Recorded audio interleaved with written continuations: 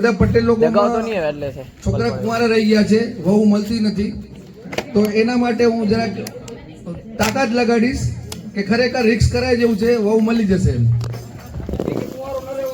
ના એટલે મારો જોક્સ જ પાવર વાળો છે કે નહીં રે કદાચ કુંવારો, પણ તમને રિક્સ લેવું પડશે.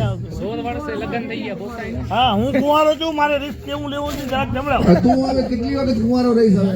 લગ્ન કુંવારો હોય. આ મહેરબાની કરીને હવે થોડો અવાજ ઓછો કરો તો મને તમે પસીનો આવતો બંધ થાય, કારણ કે પહેલી વખત બેઠો છું માઇક ને સામે. ના ના ગભરાવા જેવું છે નહીં, ઘરના જ છીએ. આ ભાઈ જરાક ઊંચું કરો ને, નીચું કરીએ ઢીલું કરો. હા થઈ ગયું કરું.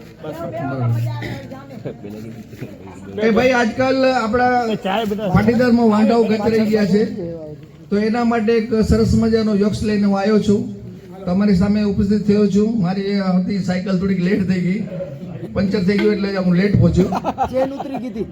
ચેન ઉતરી ગઈ હતી. તમે વચ્ચે ના બોલો યાર, હું ભૂલી જશે. ભાઈ એક ગામ હતું, એની અંદર રાજા મહારાજા રહેતા હતા એ જમાનામાં. તો હવે રાજા મહારાજાની એક સુંદર મજાની કુંવરી હતી, તો એમના લગ્ન કરવા હતા. રાજાએ કીધું કે હવે તારી ઉંમર થઈ ગઈ છે, લગ્ન કરવા છે. તો રાજાની દીકરી કહેવા માંડી કે મને જે બોલવામાં થકાવી દે એને સાથે હું લગ્ન કરીશ. એ ગમે એ હોય, પછી મહેશ્વરી હોય કે પટેલ હોય, પાટીદાર હોય કે મુસ્લિમ હોય કે જે હોય, પણ મને બોલવામાં થકાવી દે એની સાથે જ હું લગ્ન કરીશ. તો પછી આવ્યા, મંડપ બાંધ્યો, ગામમાં મંડપ બાંધ્યો. પછી આયા આજુબાજુથી ઘણા બધા આવ્યા કે ભાઈ હક પણ નથી થતા, હાલો ને ક્યાંક લાગી ગયું તો લાગી ગયું, પણ નકર છે જો શું થોતું. તો એવી રીતે મંડપ બાંધ્યો, હજારો વાંઢા આવ્યા. પણ રાજાની કુંવરી જ્યારે બધું થઈ ગયું સંમેલન, ત્યારે એને રજૂઆત કરી કે મને જો નહીં થકાવો તો તમારું શિર છેદ કરવામાં આવશે. એમાં અડધા તો ઉઠીને ભાગી ગયા, હોય અડધા ઉઠીને ભાગી ગયા. એમાં કૃષ્ણ જેવા વિષ્ણુ હતા એ તો ઉઠીને જ ભાગી ગયા કે ભાઈ આ તો આપણું કામ નથી. એમાં મોરલા હતા ઘણા બધા, ચાલુ કર્યું. પણ એક મોરલો એવો હતો કે એના બાપાએ કીધું કે હવે તારી ઉંમર થઈ ગઈ છે 42ની, લાગુ તો બાણ, નકર પછી વાંધો નથી, શીર છેદ તો શીર છેદ. પછી એમાં 8-10 જણા વધ્યા, બાકી બધા ભાગી ગયા 1000માં બધાએ કે ભાઈ હવે ની હરાવી શકી તો આપણું જ છે જ. આમે વાંઢા રહી ગયો. હવે તો એના બાપા હતા, તો એના છોકરાને એસારો કર્યો કે ઉઠ રામા ઉઠ, કાં પાર કાં ઉપર. પછી બાપાએ દીધું એને બળ અને રામો ઉઠ્યો. કણબી આપણો પાટીદાર એ જ મોરલો વધ્યો હતો, એક ઉઠ્યો અને બેઠો, રાજાની છોકરી સામે બેસાડ્યા ખુરશી રાખીને. તો ચાલુ કર્યું. તો એનો બાપ કે હું આપું વાળું. બાપા કે સમજી ગયો અને ચાલુ કર્યું સામે સામે. છોકરો બોલવા માંડ્યો કે અમારું આટલું 5 ભાઈનું ફેમિલી છે. તો છોકરી કે હા. પછી કે અમારા બાપા હતા, આમ હતા, તેમ હતા, આટલી ખેતી હતી. તો કે હા. પછી આવી રીતે અમે બધું આ ખેતીના સાથે મળીને કામ કરતા. તો કે હા. પછી એવી રીતે અમારા ઘઉં આવ્યા, અમે એકલો ઘઉં થયા. તો કે હા. પછી અરે ઘઉં થયા તો તીડ આવ્યા, તીડ પેલા મકડ કે તીડ આવ્યા. તો તીડ આવ્યો તો ખાવા માંડ્યા કોને, ઘઉંના ઢેકલાને. તો કે હા. પછી તો કે મારા પપ્પા ગામમાં ગયા, તાલપત્રી લઈ આવ્યા. તો કે હા. પછી હવે મારા પપ્પા જોયું નહીં તાલપત્રી, અને તાલપત્રીમાં કાણું હતું. તો કે હા. પછી કાણું હતું તો એની અંદર તે ઉડવા માંડ્યા તીડ. તો કે આ કે ફર. તો રાજાની દીકરી કે હા. પછી આ કે ફર. તો કે રાજાની દીકરી કે હા. પછી આ કે ફર.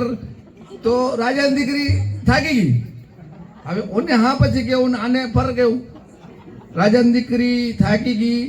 પછી મારો મોરલો કણબી રાજાની દીકરી લઈ આવી. તો આવા મોરલા ખપે દુનિયામાં, રિક્સ લેવું પડશે.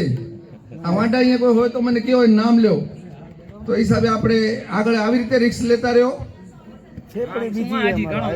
આયો નથી. અરે 18 ની વાત નથી, 42 ની વાત છે.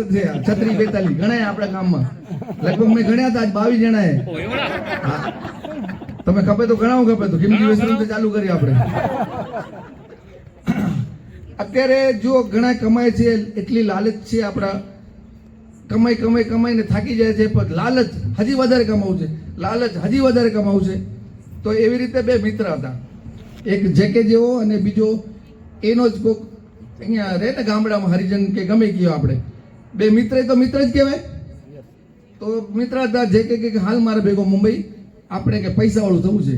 એ કે ના રે ના, મને આ મારી ગાય ભલી, મારો લીમડો ભલો, બપોરે ખાઈ પીને સૂઈ જવાનું, સાંજે સૂઈ જવાનું અને આપણે આમ જ મજા છે. તો કે ના ના તું હાલ મારે ભેગો મુંબઈ. 6 મહિના રહીને જેકે સેટ જેવા પાછા આવ્યા તો એને એમ્બેસેડર લીધી. કે જો હું કમાઈને એમ્બેસેડર લીધી, તું શું કરો? તો કે હું કાંઈ નથી કરતો, કે આ બસ લીમડાનો સાંયો, બપોરે આરામ કરવાનો, સવારના જમી લેવાનું, સાંજે ખીચડી ખાઈને સૂઈ જવાનું. તો કે ના ના ગાંડા, મુંબઈ હાલતું, બહુ પૈસા છે મુંબઈમાં. પછી જે કે 12 મહિના રહીને આવ્યા તો મર્ચડીઝ લઈ આવ્યા. તો કે જો મેં મર્ચડીઝ લીધી. એ કે ભલે તે લીધી, મને આ લીમડો, આ મારી ગાય, દૂધ, માખણ, દહીં આ મને બરાબર છે. પછી ના આંગળી કરતા મને નથી આવડતી. પછી 1.5 વાર રહીને આવ્યા તો જે કે હેલિકોપ્ટર લીધું. હમણાં હવે તાકાત નથી રહી લેવાની, પણ પહેલા લઈ શકતા હતા એમ. હેલિકોપ્ટર લીધું, આયા કે હાલ કે હજી તું ગાંડા મારો મિત્ર છે, તું મારા ભેગો હાલ, માલા માલ થઈ જતો. કે ના આપણે આ લીમડો, સૈયો, દૂધ, દહીં, માખણ. તો પછી આનું મગજ ફેર્યું. કોનું? આ જે ગરીબ હતો એને મગજ ફેર્યું. એ કે જે કે તું આટલું કમાણો છે, હેલિકોપ્ટર લીધું, પછી શું કરીશ? તો કે પછી કે હું મોટો બંગલો બનાવીશ મુંબઈમાં. તો કે પછી શું કરીશ? પછી ફાર્મ હાઉસ બનાવીશ મુંબઈમાં. પછી શું કરીશ? અરે ફાર્મ હાઉસ બનાવીને એટલો મોટો થઈશ, પછી ગામડામાં જઈને જમીન લઈશ. કે પછી જમીન લઈશ ને ત્યાં ફાર્મ હાઉસ બનાવીશ. કે હા પછી કાંઈ નહીં, લીમડો આવીશ ને ગાય રાખીશ અને દહીં, દૂધ ને માખણ ખાઈશ. તો કે ગઢોડા તને આવડું ફેરવાની શું જરૂર હતી? એ પહેલેથી તને આવડો ફેરી ફેરીને અહીંયા જ આવવાનો લીમડાન થઈએ. તો અમે હું કહીએ પહેલેથી જાય નહીં. હવે છેલ્લો જે સંસ્કારી જોક છે. એક સેવક હતો, ભગવાનની બહુ સેવા કરી, બહુ સેવા કરી. તો ભગવાન એને કીધું જા તથાસ્તુ, કે તને હું સહાય છું, તું માગ કેટલું જોઈએ? તો કે મને કે જમીન જોઈએ. તો જમીન કેટલી? તો કે મને બહુ જ જમીન જોઈએ. તો રાજાએ કહ્યું કે તું એક કામ કર, તને આપું, પણ તું જ્યારે ચાલતો જા, 6 વાગે ચાલવાનું કર ને 6 વાગે પાછો આવ. એટલી જમીન આમ ને આમ તારી. 7 કિલોમીટર તો પાછો 7 કિલોમીટર પાછું આવવાનું. એટલી જમીન હું તને આપું એમ. તો લોભીઓ માણસ નીકળ્યો. હું ઉઠીને આલેવીશ, બોલા મને મારું બિલે નહીં ખપે, હું તો મોકલાવી દેજો. હવે તો આ 1500 રૂપિયા નક્કી કરે, હું લઈશ નહીં, પછી ખારો થઈશ. તો રાજાએ એને કહ્યું કે જા તથાસ્તુ, તને જમીન તો હું ખપે એટલી, પણ રાજાની એક શરત કે તું સવારના 6 વાગે ચાલુ કર અને 6 વાગે પાછો આવ, તો જ તને જમીન એટલી આપું, લંબાઈ ગુણ્યા પહોળાઈ. તો લોભીઓ ચાલવા માંડ્યો. 7 કિલોમીટર ગયો, 10 ગયો, 15 ગયો, 20 ગયો, 25 ગયો, 3 વાગી ગયા. કેટલા? 25 કિલોમીટર. એમ કે 25 બાય 25 કિલોમીટર મારી 3 વાગી ગયા. તો પછી એને યાદ આવ્યું કે ચાલુ પાછું ત્યાં જ પહોંચવું છે 6 વાગે. તો આવ્યો, ત્યાંથી રવાનો થયો. એટલે સવારના 6 વાગ્યાથી ને 3 વાગ્યા સુધી ચાલે, અને 3 વાગ્યાથી 3 કલાકમાં 6 વાગ્યા સુધી પાછું આવું. તો આવી ગયો 25 કિલોમીટર જઈને 3 કલાકમાં પાછો આવી ગયો. આવ્યો અને એ જે માર્કિંગ કર્યું હતું ત્યાં ટચ કર્યું. રાજા કે તથાસ્તુ, બધું તારું. પણ માણસ ટચ કરી અને ત્યાં પડ્યો અને મરી ગયો. એટલે ભગવાન શું કહે છે કે જગા કેટલી જોઈએ માણસને? 2 ફૂટ બાય 6 ફૂટની. મારા જેવો હતો એ 8.5 પાછો આવી ગયો, ભલે 6 કિલોમીટર બાય 6 કિલોમીટર થઈ ગયો. તો આ એક મતલબ લાલચ નહીં કરવાની, લોભ નહીં કરવાનો. જે દીધું છે ભગવાને એમાં જ તમને ખુશ રહેવાનું. બસ ચાય દેવાલા. વાહ વાહ વાહ વાહ.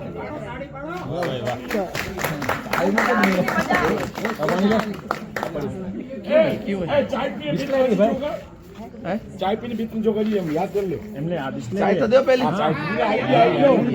પાણી પીઓ, પાણી. આ બિસ્લેરી ઊંટ પીવા રહી હે પાણી હારી ભાઈ. હા, કયું બિસ્લેરી ઊંટ પીવે? તો ચાલુ માં જે કહી દો ને ગંગા માનો. આને બંધ. હું ચાય પી પડ્યો ને કહી દો જોક્સ તમને. એક બાઈ હતી, બસમાં જતી હતી. એનું નાનું એક બાળક હતું ખોળામાં. તો બાળકને કહેતી હતી આ તું ખા ને, કે બાજુમાં અંકલ બેઠા જયંતિ અંકલ એને દઈ દઈશું. તું આ ખા ને, કે જયંતિ અંકલ બેઠા એને દઈ દઈશ. તો જયંતિ અંકલ